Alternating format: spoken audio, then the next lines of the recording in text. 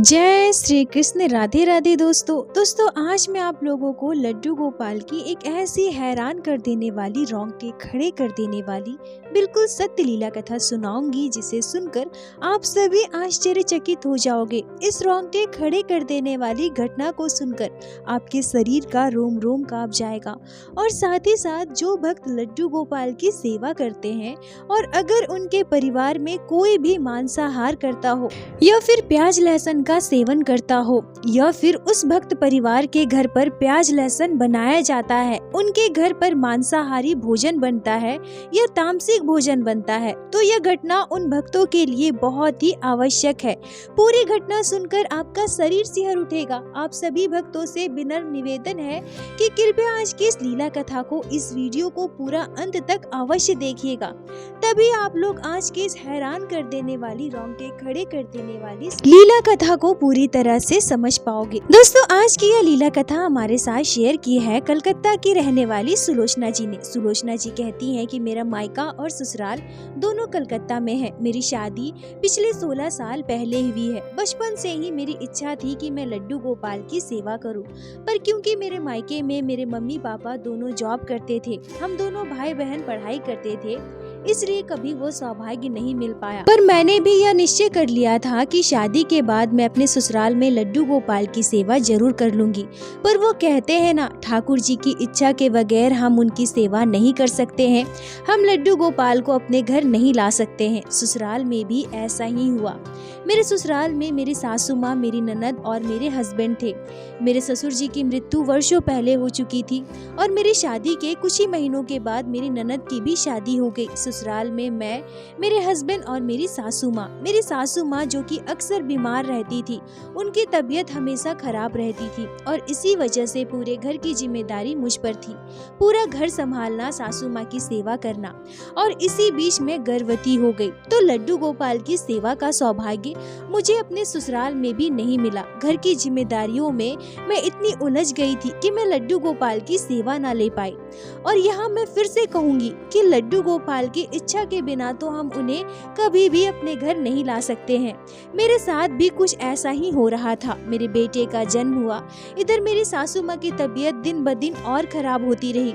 ऐसे ही कुछ वर्ष और बीत गए और मैं दोबारा गर्भवती हुई और फिर मेरी बेटी का जन्म हुआ। अब 2 बच्चे, बीमार सासू माँ, पूरे घर की जिम्मेदारी, इतना सब कुछ संभालना मेरे लिए बहुत मुश्किल हो जाता था। पर मेरे मन में हमेशा से यह भाव रहा था कि मैं लड्डू गोपाल की सेवा आज नहीं तो कल जरूर लूंगी। और इसी बीच मेरी सासू माँ की मृत्यु हो गई। अब सासू माँ के जाने के बाद घर पर मैं बिल्कुल अकेली हो गई थी। वैसे मेरी सासू माँ कोई काम तो नहीं कर पाती थी, पर परिवार में किसी बड़े का होना बहुत जरूरी होता है। मेरी सासू माँ भले ही घर का कोई काम ना करे, पर बैठे बैठे वो मेरी बहुत सहायता करती थी। मुझे क्या करना है, कब करना है, कैसे करना है, कौन सा काम करना है, कौन सा नहीं करना है, क्या सही है, क्या गलत है, ये सब कुछ मेरी सासू माँ मुझे बताती थी। अब सासू माँ के चले जाने के बाद मैं खुद को बहुत अकेला महसूस करने लगी थी। मेरे बच्चे भी थोड़े बड़े हो गए थे, स्कूल जाने लगे थे, हस्बैंड भी ऑफिस चले जाते थे। अब इतने वर्षों के बाद मुझे वो सौभाग्य मिला, मुझे लड्डू गोपाल की सेवा मिली। छोटे से प्यारे से बाल गोपाल हमारे घर आए। मैं वर्षों से इंतजार कर रही थी, लड्डू गोपाल की सेवा के लिए तड़प रही थी और अब लड्डू गोपाल की सेवा पाकर मैं बहुत खुश थी। मैं पूरी श्रद्धा भाव से बाल गोपाल की सेवा करने लगी। पर यहाँ मेरे लिए सबसे बड़ी समस्या यह उत्पन्न हुई कि हमारे घर पर सभी प्याज लहसुन खाते थे। मांसाहार तो कोई नहीं करता था, पर प्याज लहसुन वाली सब्जी हमारे घर पर बनता था। अब क्योंकि लड्डू गोपाल को हम तामसिक चीजों का भोग नहीं लगा सकते, लड्डू गोपाल का भोग पूरे शुद्ध तरीके से बनाना होगा, इसलिए मैं लड्डू गोपाल के घर आने के बाद एक इंडक्शन खरीदी और कुछ अलग से बर्तन खरीद लिया, जिससे मैं प्रत्येक दिन लड्डू गोपाल के लिए कुछ न कुछ भोग प्रसादी बना दिया करूं। सुलोचना जी कहती हैं कि मैं प्रत्येक दिन लड्डू गोपाल के लिए दाल, चावल, सब्जी, रोटी, पराठा, इतना सब कुछ नहीं बना पाती थी, क्योंकि घर पर इतने सारे काम होते थे। 2 बच्चे को संभालना, बच्चों के लिए, अपने हस्बैंड के लिए नाश्ता बनाना, टिफिन बनाना, सभी के लिए दाल चावल चावल खाना, ये सारी चीज़ें बनाना। और इसके बाद अगर मैं लड्डू गोपाल के लिए पूरा खाना यानी कि दाल चावल रोटी सब्जी ये सारी चीज़ें बनाती तो मुझे बहुत समय लग जाता। इसलिए मैं प्रत्येक दिन लड्डू गोपाल के लिए कोई न कोई एक भोजन प्रसादी बना दिया करती थी। कभी सूजी का हलवा तो कभी खीर, कभी सेवई, कभी दाल चावल वाली खिचड़ी तो कभी मालपुआ। इस तरह से कोई न कोई एक पकवान लड्डू गोपाल के लिए मैं प्रत्येक दिन बनाती थी। और जब कोई तीज त्योहार हो तब मैं लड्डू गोपाल के लिए तरह तरह के पकवान के भोग बनाती थी। ऐसे ही समय बीत रहा था। सुलोचना जी कहती हैं कि मैं लड्डू गोपाल की सेवा इस पद्धति से कर तो रही थी, पर अंदर से मेरा मन इसे कभी स्वीकार नहीं करता था।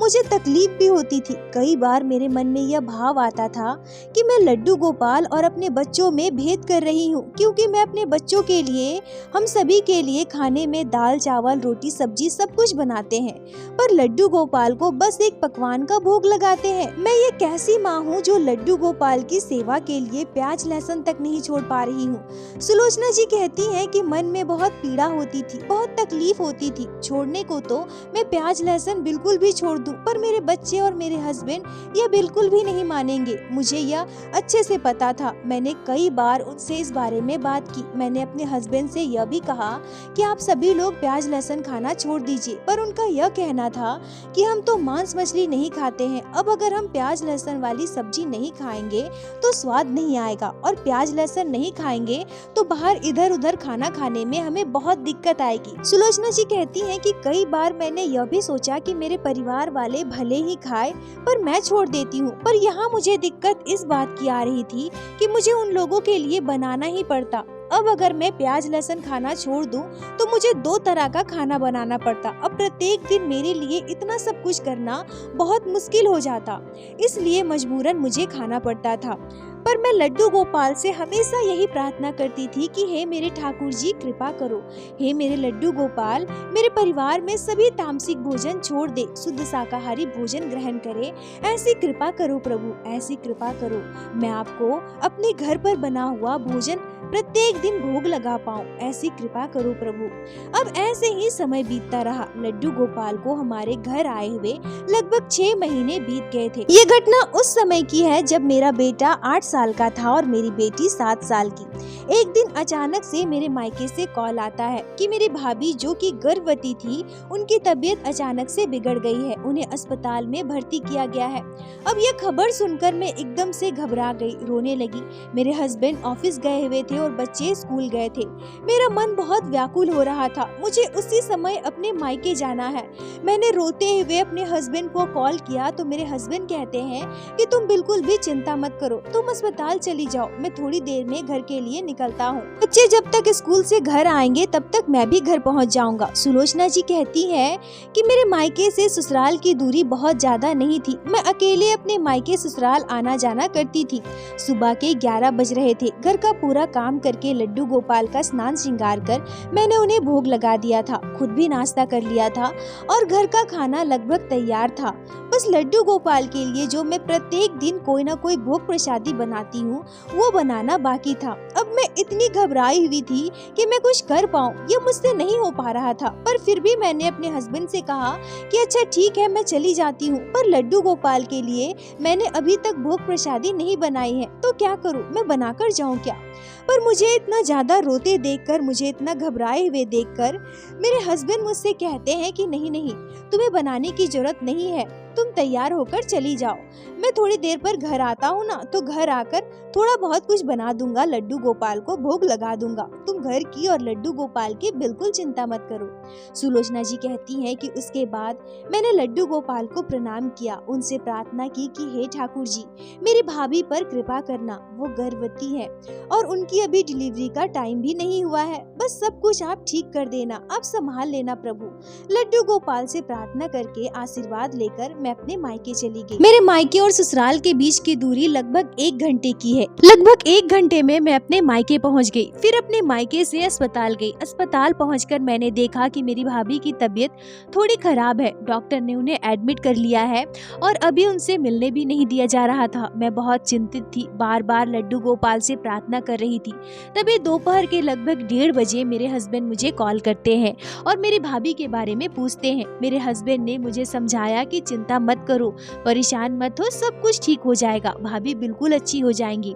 और तभी मैंने अपने हस्बैंड से बच्चों के बारे में पूछा और साथ ही साथ लड्डू गोपाल के बारे में पूछा। मैंने उनसे पूछा कि आपने लड्डू गोपाल के लिए क्या बनाया था, उन्हें भोग तो लगाया है ना। तभी मेरे हस्बैंड मुझे कुछ ऐसा बताते हैं जिसे सुनकर मैं हैरान हो गई। मेरे हस्बैंड मुझसे कहते हैं कि मैं समझ नहीं पा रहा था कि लड्डू गोपाल के लिए क्या बनाऊं। सबसे आसान तो मुझे सूजी का हलवा लगा। तो घर आकर फ्रेश होने के बाद मैंने सोचा कि सबसे पहले लड्डू गोपाल के लिए हलवा बनाकर उन्हें भोग लगा देता हूँ। तब तक बच्चे भी घर आ जाएंगे, फिर बच्चे हम सभी साथ मिलकर खाना खाएंगे। यह सोचकर मैंने लड्डू गोपाल के लिए हलवा बनाया। पर तुम्हें पता है सुलोचना, जब लड्डू गोपाल को भोग लगाने के लिए हलवा लेकर मैं मंदिर में जा रहा था ना, तो मेरे हाथ से हलवे का थाल गिर गया और पूरा का पूरा हलवा जमीन पर बिखर गया। अब बताओ, मैंने इतनी मुश्किल से लड्डू गोपाल के लिए हलवा बनाया था और वो पूरा का पूरा हलवा जमीन पर गिर गया। सुलोचना जी कहती है कि मैं अपने हस्बैंड से कहती हूँ कि आप कैसे काम करते हो, थोड़ा ध्यान से किया कीजिए ना। फिर तो आपने लड्डू गोपाल को भोग भी नहीं लगाया होगा, क्या भोग लगाया आपने? तो मेरे हस्बैंड मुझसे कहते हैं कि नहीं, मैं हलवे का भोग तो नहीं लगा पाया, घर पर कुछ फल था ना, मैंने फल का ही भोग लगाया है और मैं ठीक से ही काम कर रहा था। पर पता नहीं मेरे हाथ से वो थाल कैसे छूट गई और पूरा का पूरा हलवा जमीन पर गिर गया। सुलोचना जी कहती हैं कि क्योंकि मैं पहले से ही परेशान थी तो मैंने इस बात पर ज्यादा ध्यान नहीं दिया। अपने हस्बैंड से थोड़ी देर बात करने के बाद मैंने कॉल काट दिया। अब शाम को मुझे घर वापस आना था, पर डॉक्टर ने भाभी को रात भर अस्पताल में ही एडमिट रखने के लिए कहा था। अब अस्पताल में मेरी भाभी के पास अगर मेरी मम्मी अकेली रहती है तो वो परेशान हो जाएगी, तो बेहतर यही होगा कि मैं अपनी मम्मी के साथ अस्पताल में ही रुक जाऊं। मैंने अपने हस्बैंड को कॉल किया और उन्हें पूरी बात बताई। मैंने उनसे कहा कि क्या मैं रात को भाभी के पास यहाँ रुक जाऊं, सुबह सुबह यही अस्पताल से ही घर के लिए निकल जाऊंगी। मेरे हस्बैंड ने भी मुझसे कहा कि हाँ ठीक है, तुम रुक जाओ। पर मुझे यहाँ अपने लड्डू गोपाल की चिंता हो रही थी। दोपहर को तो मेरे हस्बैंड उन्हें हलवे का भोग नहीं लगा पाए, पर रात को फिर से उन्हें कुछ न कुछ बनाकर भोग लगाना पड़ेगा और लड्डू गोपाल को शयन भी करवाना पड़ेगा। तब मेरे हस्बैंड मुझसे कहते हैं कि अरे मैं कर लूंगा, तुम परेशान मत हो, मैं फिर से कुछ न कुछ बना लूंगा और लड्डू गोपाल को शयन भी करवा लूंगा। तुम आराम से वहाँ बस अपना ख्याल रखो और भाभी का ख्याल रखो, सुबह जल्दी निकल जाना। सुलोचना जी कहती हैं कि रात के 10:30 बजे के लगभग मेरे हस्बैंड से मेरी बात हुई और तब मेरे हस्बैंड ने फिर से मुझसे कुछ ऐसा कहा जिसे सुनकर मैं हैरान थी। मेरे हस्बैंड कहते हैं कि तुम्हें पता है, मैंने थोड़ा सा सेवई बनाया। मैंने सोचा कि लड्डू गोपाल को भोग भी लगा दूंगा और बच्चे भी खा लेंगे।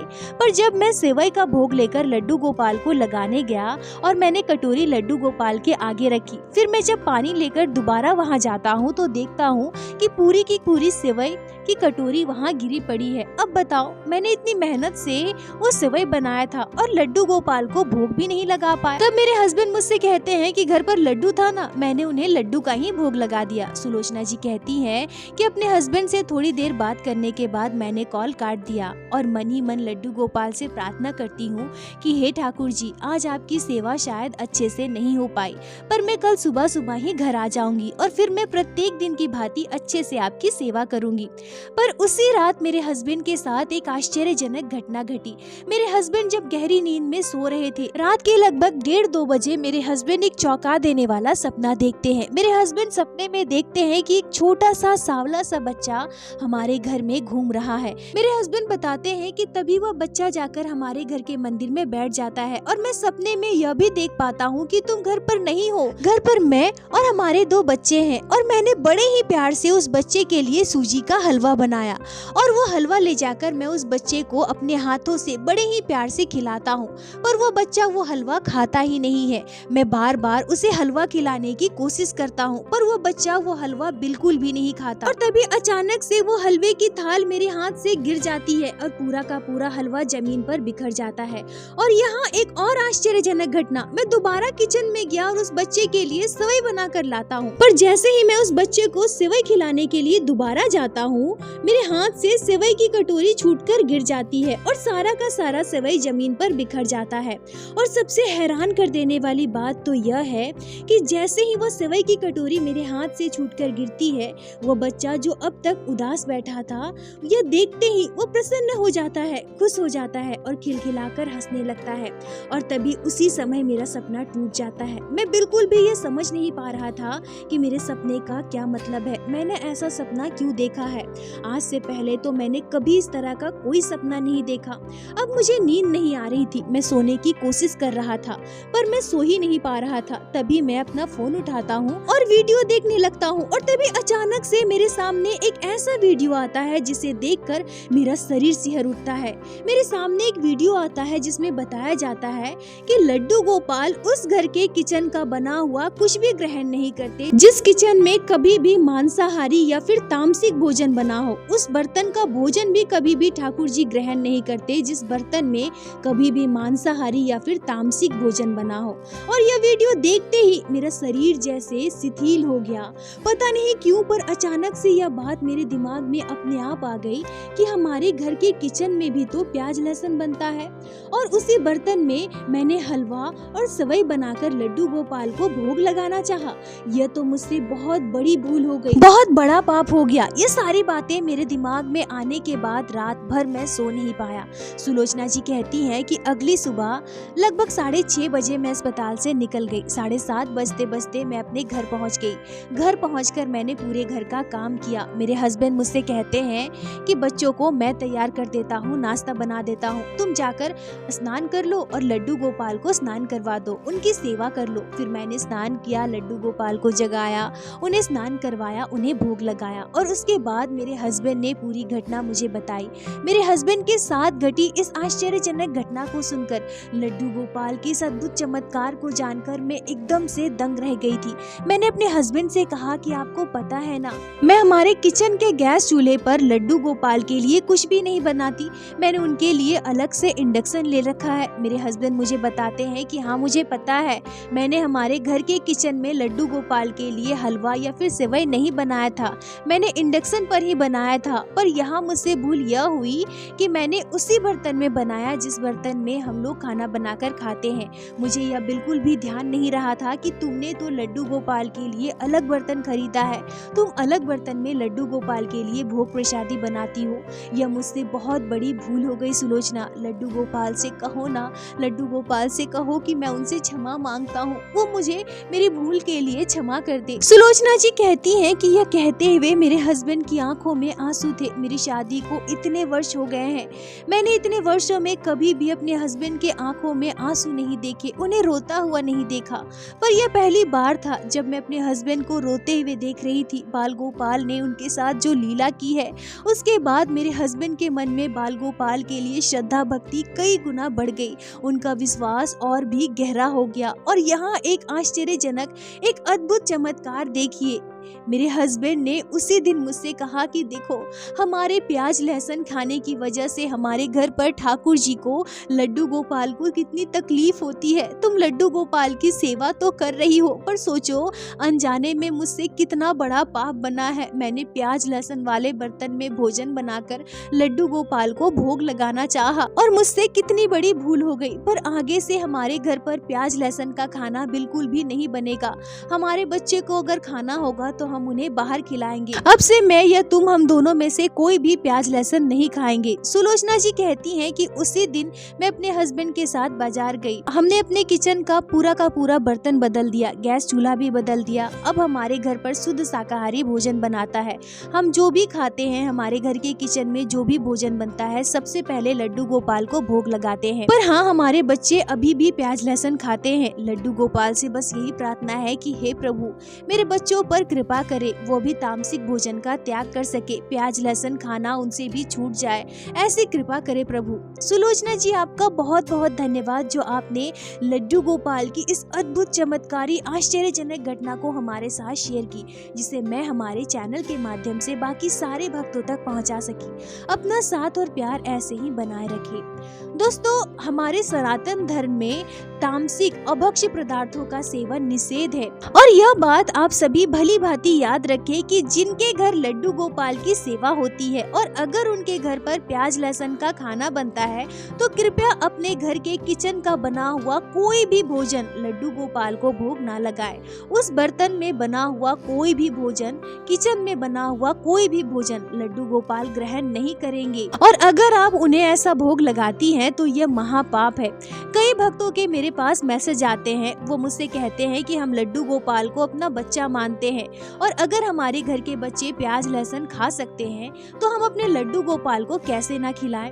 हमारा बिल्कुल भी मन नहीं मानता। तो देखिए, ये बहुत बड़ा पाप है। आप लड्डू गोपाल को भले ही अपनी संतान मानती हैं, पर यह मत भूलिए कि वो सर्वेश्वर है, वो श्री हरि है, श्री नारायण है और आप नारायण भगवान को, भगवान श्री कृष्ण को प्याज लहसुन का भोग लगा रही हैं। क्या यह उचित है? जरा विवेक से सोच कर देखिए। और हाँ, यहाँ मैं एक और बात कहूँगी कि जिनके घर प्याज लहसुन खाया जाता है, जिनके घर के किचन में प्याज लहसुन बनता है, वो लड्डू गोपाल की सेवा नहीं कर सकते। यह मैं बिल्कुल भी नहीं कह रही हूँ। बिल्कुल आप लोग भी लड्डू गोपाल की सेवा कीजिए, पर हाँ, आपके घर के किचन में या फिर उस बर्तन में बना हुआ कोई भी भोजन लड्डू गोपाल को भोग ना लगाएं। लड्डू गोपाल को भोग लगाने के लिए आप कुछ छोटे छोटे अलग से बर्तन खरीद ले, छोटा गैस खरीद ले, इंडक्शन खरीद ले और उसमें लड्डू गोपाल के लिए प्रत्येक दिन कुछ न कुछ भोजन प्रसादी बनाकर लड्डू गोपाल को भोग लगा दीजिए। हमारे बाल गोपाल 56 भोग नहीं चाहते, वो तो बस आपके प्रेम भाव से ही प्रसन्न हो जाते हैं। और अगर आपसे इतना भी करना संभव नहीं हो पा रहा है तो आप फल मिठाइयों का भोग लगाइए। बाजार में आपको ऐसे बहुत सारे सूखे भोग मिल जाएंगे, आप लड्डू गोपाल को वो लगा सकती हैं। देखिए, बाल गोपाल की सेवा में भाव प्रधान है। आप अपने दिमाग से ये हटा दीजिए ये सारी बातें कि हम तरह तरह का भोजन बनाकर, पकवान बनाकर लड्डू गोपाल को भोग लगाएंगे तभी हमारे कान्हा प्रसन्न होंगे। नहीं, आपके कान्हा हर परिस्थिति में आपके साथ है, पर हाँ, आप नियमों का भी जरा ध्यान रखिए। विचार कीजिए, आपके घर पर जो विराजित है वो सर्वेश्वर है, नारायण है, भगवान श्री हरि श्री कृष्ण है। आप उनकी सेवा कर रही हैं, आपको उनकी सेवा मिली है। आप अपना परम सौभाग्य समझिए, अपना पीठ थपथपाइए। आपके घर पर लड्डू गोपाल विराजित है, पर किसी भी भक्त के हाथों यह अपराध ना हो, इस बात का विशेष ध्यान रखिए। दोस्तों, इस घटना पर आपके क्या विचार है, आपकी क्या राय है, कमेंट में जरूर बताएं। मुझे आप सभी के कमेंट का इंतजार रहता है और प्रत्येक दिन की भांति लीला कथा के अंत में मैं आप सभी भक्तों से हाथ जोड़कर प्रार्थना करती हूँ, ठाकुर जी की भक्ति कीजिए, लड्डू गोपाल की सेवा कीजिए, नाम जाप कीजिए और एक बार मेरे साथ प्रेम से कहिए, बोलो बांके बिहारी लाल की जय, लड्डू गोपाल की जय, जय जय श्री राधे। दोस्तों, यदि आप लोगों को आज की यह लीला कथा अच्छी लगी हो, आपके हृदय को स्पर्श की हो, तो कृपया वीडियो को लाइक कर अपने दोस्तों के साथ शेयर अवश्य करें, जिससे बाकी भक्त भी लड्डू गोपाल की इस अद्भुत लीला कथा का श्रवण कर सके। और हमारे चैनल को सब्सक्राइब करें, जिससे प्रत्येक दिन आप लोग हमारे चैनल पे श्री बांके बिहारी श्री लड्डू गोपाल की अद्भुत लीला कथाएं श्रवण कर सके। दोस्तों, यदि आपके जीवन में घटी हो कोई भी चमत्कारी घटना या लड्डू गोपाल ने कभी भी की हो कोई भी लीला जिसे आप हमारे साथ शेयर करना चाहते हैं, तो कृपया हमें इंस्टाग्राम पे मैसेज करें। हम आपसे कांटेक्ट करेंगे और आपकी उस लीला कथा को हमारे चैनल पे बाकी सारे भक्तों के साथ शेयर अवश्य करेंगे। लड्डू गोपाल की कृपा आप पर और आपके पूरे परिवार पर बनी रहे। राधे राधे दोस्तों।